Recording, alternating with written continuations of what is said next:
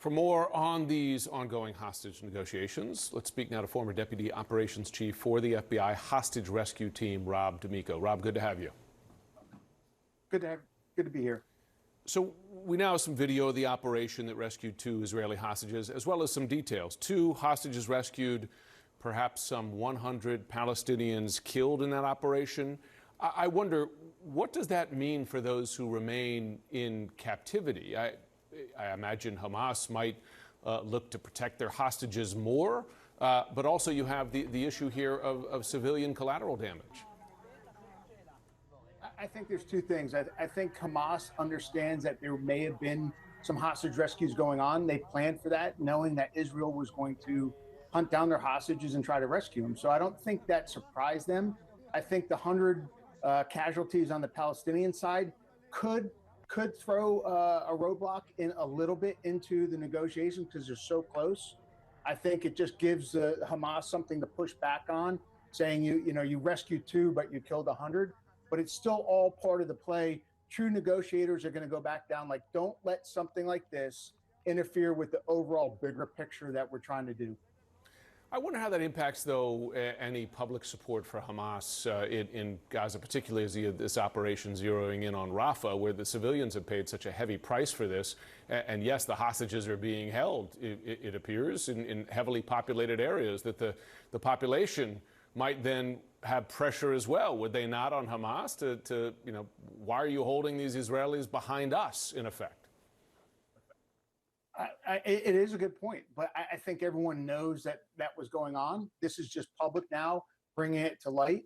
We'll see if Israel starts playing that. It's all information game to begin with, and if they start putting pressure and start releasing stuff on that to try to get to turn some of the Palestinians against Hamas.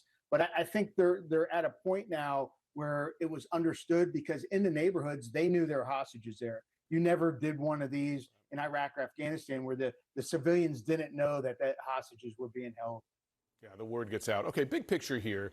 Israel has had 2 goals since October 7th. One is, and they've stated this publicly, eliminate Hamas. The other is to get the hostages home alive. Those are fundamentally in conflict because, from a practical standpoint, those hostages are leverage for Hamas to some degree to survive, right? To survive as a group there. So as a negotiator, how do you get around that fundamental contradiction, in effect?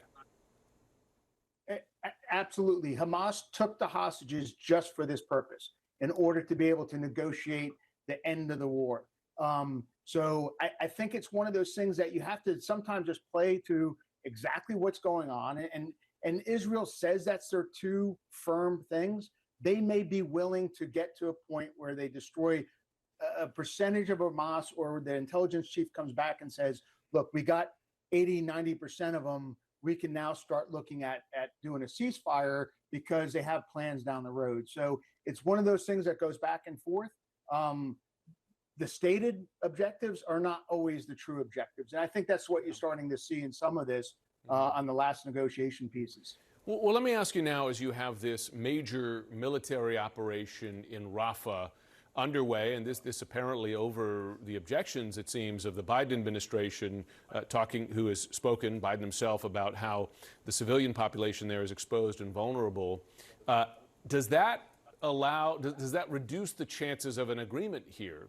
Would Hamas agree to give up a significant number of hostages, knowing that what immediately follows might be this major operation? I mean, obviously they're going to negotiate some sort of pause here, but the Israelis have telegraphed that that's their intention, to go into Rafah.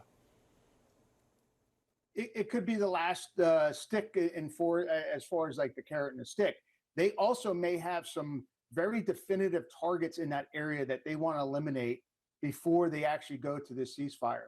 So it may be a smaller ploy, a smaller operation that they want to finish some things off before they actually go into the ceasefire, because they know they won't have the ability then.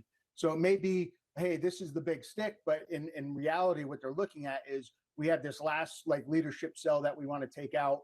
Hopefully they do it very surgically if they do it, and don't do a broader military campaign that could cause issues.